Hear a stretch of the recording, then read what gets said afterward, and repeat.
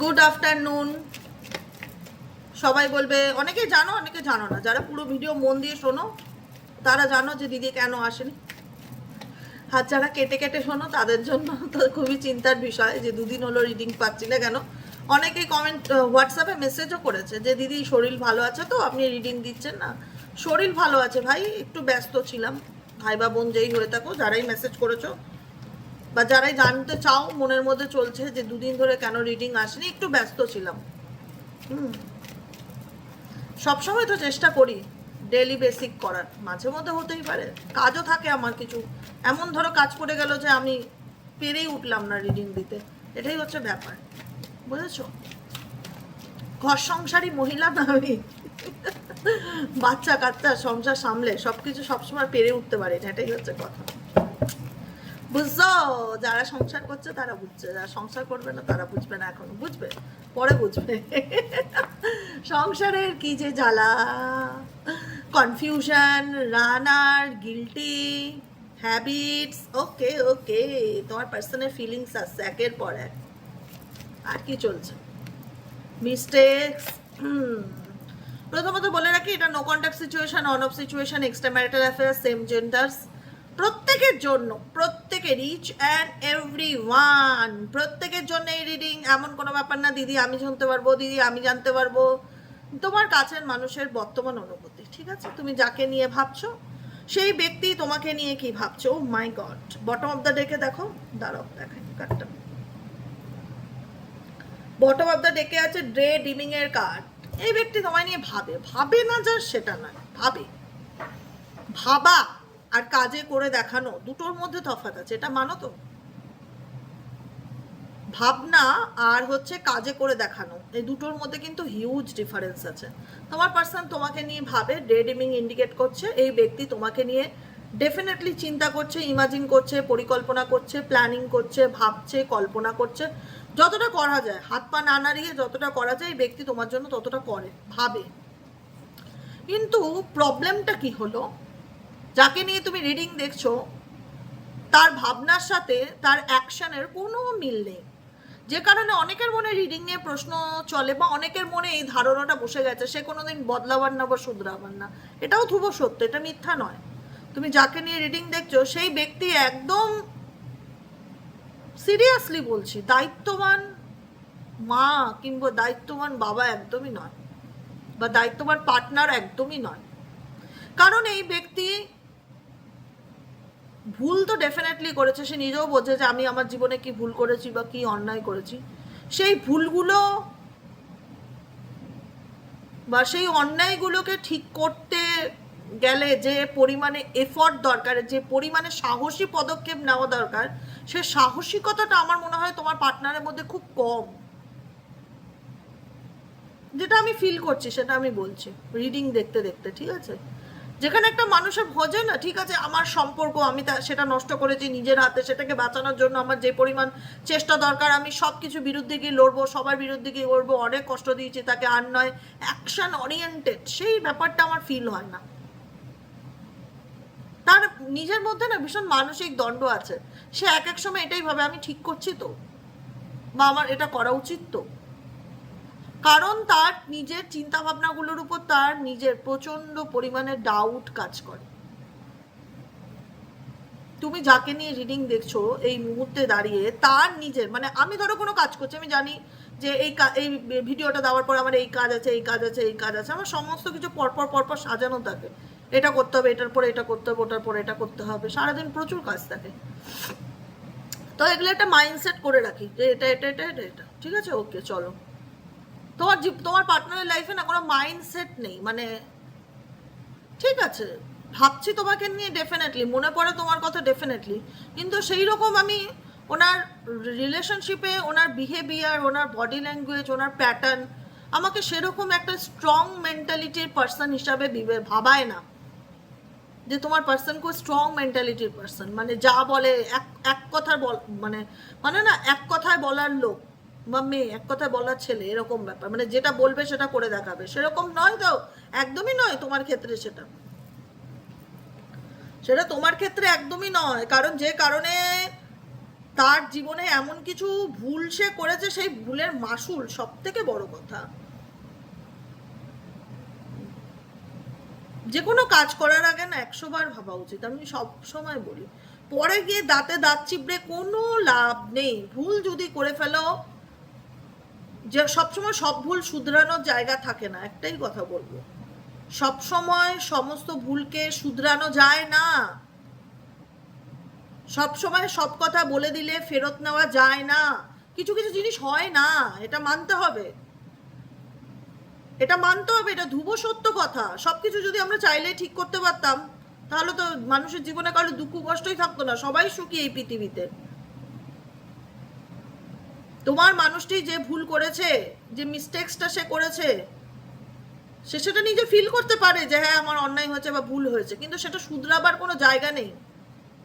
সব ভুলের ক্ষমা নেই, সব ভুলের ক্ষমা হয় না, সব ভুলের সলিউশন হয় না, ডেফিনেটলি হয় না। আজকে সে বুঝতে পারছে এবং তোমাকে সে মিস করছে, তোমার কথা সে মনে করছে, কিন্তু সেই ভুলটা শুধরাবার মতন জায়গা তার নেই। যদি থাকতো না, তাহলে আজকের দিনে সেই ব্যক্তি প্রচন্ড পরিমাণে কনফিউশনের মধ্যে ভুগতো না। তাহলে আজকের দিনে সেই ব্যক্তি প্রচন্ড পরিমাণে কনফিউশনের মধ্যে ভুগতো না, যে কি করব কি করব না, কি কোন দিকে যাব, কোনটা করা উচিত, কোনটা ঠিক কোনটা ভুল, আমি সঠিক সিদ্ধান্ত নিচ্ছি তো, আমি ঠিক তো, আমি রাইট অং রং, কোনটা মানে কি করণীয়, এরকম কনফিউশনটা তার মধ্যে আসতো না। সে এক কথায় বলতে পারতো আমি ভুল করেছি, আমি শুধরে নেব। কিন্তু সেই গ্যারান্টিটা সে কি তোমায় দিতে পারছে? পাচ্ছে না। কেন পাচ্ছে না? কারণ তার নিজের মধ্যে ক্ল্যারিটির অভাব। সে যে ভুলটা করেছে সেটা তো কোনো সামান্য ভুল নয় যে সে সেটাকে শুধরে নেবে।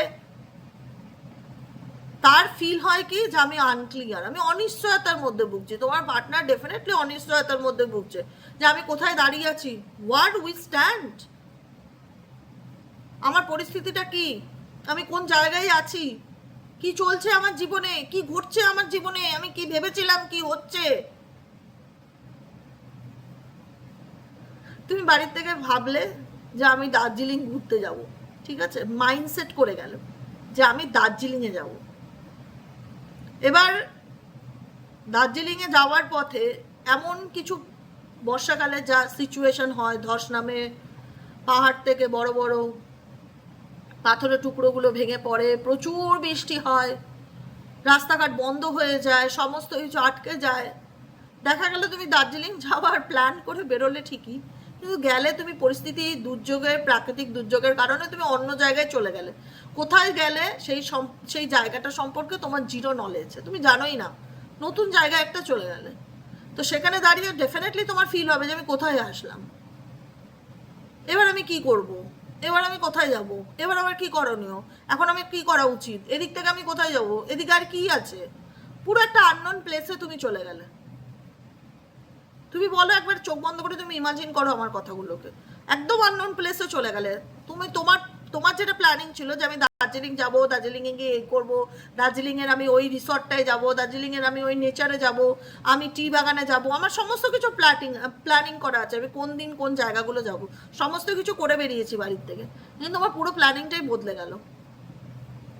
তাহলে কি হবে? যে আমি এরকম সিচুয়েশনে চলে যাব, এ বাবা এখন আমি কি করব, আমি তো ঘুরতে গেছিলাম এক জায়গায়, চলে এসেছি আর এক জায়গায়, এখন তো আমি এখানে কিছুই চিনি না, জানি না, এখন আমি কি করব, কি করা উচিত, আর না আই ডোন্ট নো, এরকম একটা ব্যাপার। তো তোমার পার্সনের না, তার এই ভুল, তার এই মিস্টেক্সের কারণে আজকে সে এরকম জায়গায় চলে এসেছে। তার প্ল্যানিং ছিল না কিন্তু অ্যাকচুয়ালি, তাকে যে ভাগ্য ঘোল খাওয়াবে সে নিজেও ভাবেনি। কিন্তু আমি বলছি তার ভাগ্য তাকে ঘোল খাওয়াচ্ছে, তোমরা তাকে মানো ইয়া না মানো, আমি বলছি।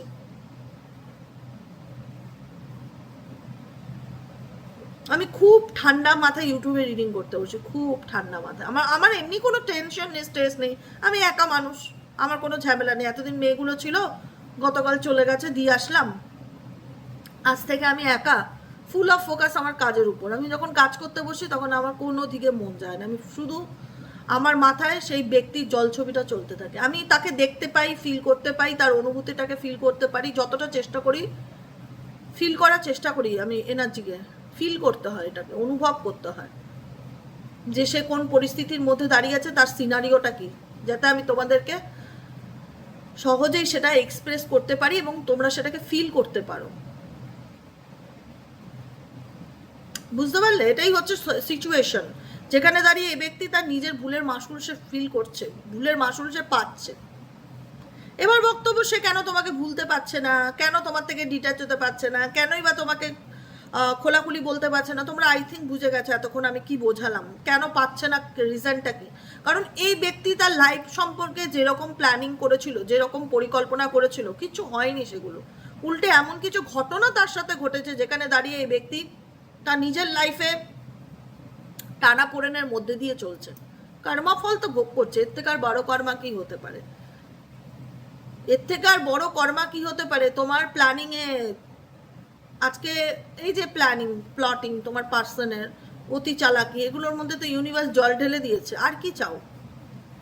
ডেফিনেটলি জল ঢেলে দিয়েছে, যে কারণে এই ব্যক্তি এখন তোমাকে বোঝাতে চাইবে our love is always there despite the distance. যতই আমাদের সম্পর্কের মধ্যে দূরত্ব, এখন এই ব্যক্তি তোমার কাছে কোথাও না কোথাও রিটার্ন আসার চেষ্টা করবে। এই ব্যক্তি এখন তোমাকে বোঝাতে চাইবে তুমি আমার অভ্যেস, তোমাকে ছাড়া আমি থাকতে পারবো না।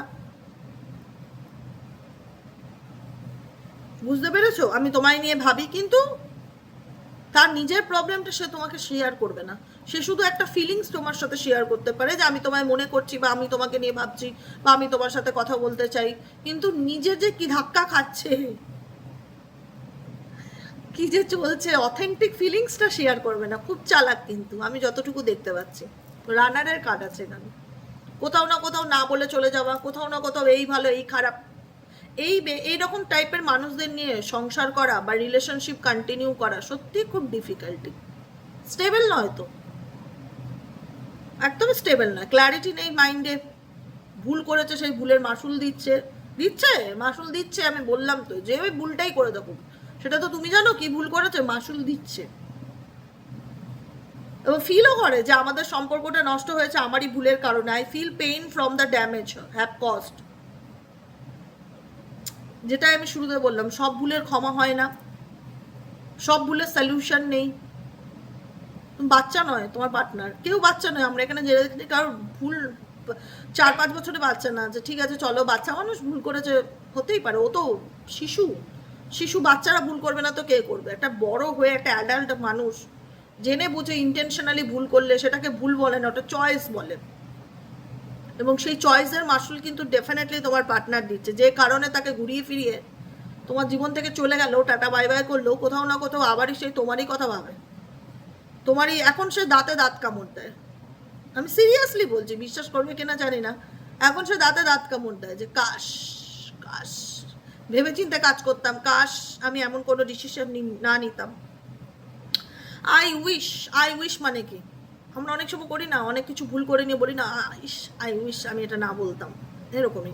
I wish I could right my wrongs. কাশ আমি ভালো মন্দের তফাৎটা করতে পারতাম, তাহলে হয়তো আমাদের সম্পর্কের মধ্যে এরকম দূরত্বটা আসতো না, বা আমি আজকে এরকম সিচুয়েশনের মধ্যে পড়তাম না, যেটার মধ্যে অলরেডি পড়ে গেছি। এখন তোমার পার্সন হোপ রাখছে, কারণ তোমাদের রিলেশনশিপের মধ্যে থার্ড পার্টি সিচুয়েশন দেখতে পাচ্ছি রিডিং করতে করতে। এখন তোমার পার্সন এই থার্ড পার্টি সিচুয়েশনে থাকার কারণেই তোমার পার্সন ইনডিসিশনে আছে, এবং ভীষণ রকম একটা সাবোটেজ এনার্জি ফিল করছে, যেখানে দাঁড়িয়ে মনে হচ্ছে তার লাইফে কোনো কিছু বলে চলছে না, সব কিছু কেমন যেন এলোমেলো চলছে। নিজেকে নিজে মেসড আপ সিচুয়েশন ফিল করছে, যে কারণে এই ব্যক্তি তোমাকে বলতে চাইলেও কিছু বলতে পারছে না, এবং নিজের তোমার থেকে একটা ডিস্টেন্স বজায় রাখার চেষ্টা করছে। কারণ এই ব্যক্তির ব্যাপারে রিসেন্ট তুমি এমন কিছু জানতে পেরেছো যেটা তোমাকে ভীষণ হতাশ করেছে, বা যেটা তোমাকে ভীষণ কষ্ট দিয়েছে। কিন্তু এই ব্যক্তি কোথাও না কোথাও তোমাকে ভীষণ রকমভাবে ফলো করে বা স্পাই করে, দেখা যাচ্ছে। রিসেপ্টিপ্রসিটি, আন্ডারস্ট্যান্ড। এখন এই ব্যক্তি কোথাও না কোথাও তোমার দিকটা বোঝার চেষ্টা করছে, কারণ এই ব্যক্তি বোঝাতে চাইছে আমি তোমার মূল্যটা বুঝতে পারছি, তুমি কি ছিলে আমার জীবনে। এখন এই ব্যক্তি সঠিক সময়ের অপেক্ষা করছে, কিন্তু এই ব্যক্তি না ভীষণ রকমভাবে মানে খুব ডিলে, মানে স্লো পার্সন, মানে কোনো কিছুতে চটজলদি বা মানে অ্যাকশন ওরিয়েন্টেড পার্সন নয়। আমি আবারও বলবো, খুব স্লো মুভমেন্ট তোমার পার্সনের, মুভমেন্টটা খুব স্লো।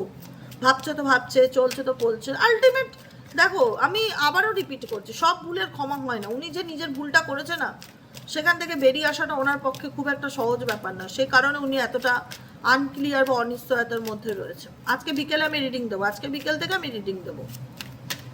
এতদিন আমি দিতে পারিনি আমার অসুবিধার কারণে, আজকে বিকেল থেকে রিডিং দেবো। আর নেক্সট কার্ড হচ্ছে ইগো। তার মধ্যে প্রচণ্ড পরিমাণ ইগো আছে, প্রচণ্ড পরিমাণ। ইগোটা কি? ইগো জিনিসটা কি জানো তো? আত্মসম্মান বোধ থাকা ভালো। অতিরিক্ত ইগো একটা মানুষকে না কোথাও না কোথাও তার জীবনের বাঁচার যে ইচ্ছাটা, সেটা প্রাণ খুলে যে বাঁচার ইচ্ছাটা, সেটা নষ্ট করে দেয়। তোমার পার্সনের ইগোটা, তার ভেতরের যে একটা মানুষকে, সেই মানুষটাকে কোথাও না কোথাও সে দাবিয়ে রাখে তার ইগোর জন্য। তার মনে হয় যে সে কেন মাথা নত করবে, সে কেন নিজে ভুল না করে সরি বলবে, বা সে ভুল করলেও কেনই বা সরি বলবে। এক প্রবলেমটা হচ্ছে কি, যে ব্যক্তি কখনো নিজের দোষটা চোখে দেখতে পায় না, যে ব্যক্তি দোষ করলাম, আমি যদি কোনো দোষ করে আমি 100 বার আমার সরি বলতে বা কারোর কাছে ক্ষমা চাইতে, আমি যদি অন্যায় করে থাকি, আমার লজ্জা লাগে না, আমার লজ্জা লাগে না সিরিয়াসলি। আমি যদি কোনোভাবে কাউকে দুঃখ দেই, কষ্ট দেই, বা আমার যদি মনে হয়, আমি ডেফিনেটলি বলি যে I am so sorry, please forgive me, ক্ষমা করে দাও, রাগ করো না। এটাতে লজ্জার কিছু নেই। এতে আমি মরে যাব না, ছোট হয়ে যাব না, বরং আমার মনটা হালকা হবে। সবাই বোঝে না সব কিছু, এটাই হচ্ছে প্রবলেম। তোমার পার্সন বলে না, অন্যায় করুক, দোষ করুক, যাই করুক না কেন, সে মুখ ফুটে স্বীকার করে না বা তোমাকে এক্সপ্রেস করে না যে তোমাকে নিয়ে সে যেটা করেছে ঠিক করেনি, বা তোমার সাথে সে অন্যায় করেছে বা ভুল করেছে। তার মধ্যে প্রচণ্ড ইগো দেখা যাচ্ছে, এবং যে ইগোর কারণে এই ব্যক্তি কোথাও না কোথাও মানতে চায় না যে সে এই রিলেশনশিপটাকে এমন একটা জায়গায় এনে দাঁড় করিয়েছে, আনফিনিশ বিজনেস। সেই রিলেশনশিপটাকে এমন একটা জায়গায় এনে দাঁড় করিয়েছে যেখানে দাঁড়িয়ে সে তোমাকে কোনো রকম ক্ল্যারিটি দেয়নি, কোনো রকম কোনো যুক্তি দিয়ে বলেনি যে সে কেন তোমার সাথে এরকমটা করলো। কেন করেছে? তার ইগোর কারণে করেছে। চেজার ইন্ডিকেট করছে হয়তো তার ইগোর কারণে সে তোমার থেকে ডিট্যাচ হয়েছে বা দূরে গেছে, কিন্তু এই ব্যক্তি কোথাও না কোথাও তোমাকে ভাবে যে আর চেস করবো না, আর ফলো করবো না, আর দেখতে যাবো না কি চলছে না চলছে, কিন্তু তবুও এই ব্যক্তি তোমাকে ফলো করে, ইন্টারেস্ট আছে, আগ্রহ আছে। আগ্রহ নেই বলবো না, আগ্রহ আছে, কিন্তু এই প্রবলেম ওটাই যে দায়িত্ববান নয়, এটাই হচ্ছে প্রবলেম। আর যেখানে দাঁড়িয়ে নেগলেক্টেড কার্ড ইন্ডিকেট করছে যে এই ব্যক্তির জন্য তোমরা আর কোনো রকম কোনো এফর্ট দিতে চাইছো না, কারণ এই ব্যক্তিকে অনেক ভালো রাখার চেষ্টা করেছো, অনেক খুশিতে রাখার চেষ্টা করেছো, অনেক আনন্দ দেওয়ার চেষ্টা করেছো, কিন্তু দিতে দিতে দিতে দিতে দিতে দিতে দিতে দিতে তোমাদের পিঠটা এমনভাবেই দেওয়ালে গিয়ে ধাক্কা খেয়েছে যেখান থেকে বাই হার্ট বাই সোল একই কথা বলে, I fail to give you what you need. তোমার চাহিদা পূরণ করতে করতে আমি এখন নিঃস্ব, জিরোতে এসে ঠেকেছি। আমার পক্ষে তোমার জন্য, তোমাকে খুশি করার জন্য নতুন করে আর কিছু করবার মতন আমার আর সেই ক্ষমতাটাই নেই। কারণ ক্ষমতাটা থাকতো, তুমি যদি আমাকে না ঠকাতে, তুমি যদি আমাকে মিথ্যে কথাটা না বলতে, তুমি যদি আমাকে অন্ধকারে না রাখতে, তবুও আমি তোমার জন্য ভাবতাম, তবুও আমি তোমার জন্য করতাম, তবুও আমি আমার সর্বস্ব দিয়ে, যেটা নিজে না খেয়ে তোমাকে খাইয়েছি, নিজে না করে তোমাকে খুশি করার চেষ্টা করছি, করে যেতাম। কিন্তু এখন আর সেই করবার মতন ইচ্ছেটা ভেতর থেকে মরে গেছে। কারণ কারণ আমি তোমার কাছ থেকে, তুমি তোমার পার্টনারের কাছ থেকে এতটাই দুঃখ পেয়েছো, আর সব থেকে বড় কথা ঠকানো, বেইমানি, চিটিং, যেগুলোর কোনো ক্ষমা নেই, যেগুলোর কোনো ভাষা নেই। যে আমি যে মানুষটাকে নিজে না খেয়ে তাকে খাইয়েছি, নিজে না করে তার, সে কি করলে খুশি থাকবে, সে কি করলে হ্যাপি থাকবে, তাকে সবসময় খুশি করার চেষ্টা করে গেছি, তার কাছ থেকে আমি দিনের পর দিন অপব্যবহার, দুর্ব্যবহার, দুঃখ কষ্ট, হতাশা, যন্ত্রণা ছাড়া কিছু পাইনি, সব কিছু মেনে নিয়েছি। কিন্তু বেইমানি তো মেনে নেওয়া যায় না দিদি, বেইমানিটা কখনোই মেনে নেওয়া যায় না, মিথ্যা কথা বলাটা কখনোই মেনে নেওয়া যায় না, যেটা এই ব্যক্তি আমার সাথে একদিন না দিনের পর দিন করে গেছে, যে কারণে আমার পিঠটা সত্যিই দেওয়ালে ঠেকেছে, যেখানে দাঁড়িয়ে আমি এই রিলেশনশিপটাকে নিয়ে ডেফিনেটলি আজকের দিনে আনস্যাটিসফাইড। তুমি যদি বলো তুমি কি হ্যাপি, আমি বলবো একদম নয় দিদি, একদম নয়। মন থেকে বলছি আমি হ্যাপি নই এই রিলেশনশিপে। আমি হ্যাপি করতে গিয়ে আজকে আমি নিজে শূন্যতে এসে দাঁড়িয়েছি। আমি এটা ফোকাস করতে গেছি যে তাকে আমি কি করে ভালো রাখবো, যেখানে দাঁড়িয়ে আজকে আমার নিজের জীবনের ভালো থাকাটা চলে গেছে। আজকে আমার মনে হয় যে I was not happy the way things were going. আমার সবসময় একটাই মনে হয় জীবনে এগুলো কেন হলো, বা কেন আমি এই সিচুয়েশনে আসলাম, কেনই বা আমি এই রিলেশনশিপে আসলাম, কেনই বা এই মানুষটার সাথে আমার দেখা সাক্ষাৎ হলো, বা কেনই বা এই মানুষটা আমার সাথে এরকমটা করলো। এটা আমার মনে একটা বড় জিজ্ঞাসা চিহ্ন থেকেই গেল। আমি কোথাও না কোথাও চলতে হয় চলি, করতে হয় করি, কিন্তু ভেতর থেকে কোথাও না কোথাও একটা আনস্যাটিসফাইড এনার্জি ডেফিনেটলি ফিল করি, যেখানে দাঁড়িয়ে আমি জোর গলায় বলতে পারি না যে আই এম স্যাটিসফাইড। কোথাও না কোথাও মনে হয় যে আমার সাথে এটা কী হলো, বা কেনই বা হলো, কেনই বা আমার জীবনে এরকমটা ঘটলো।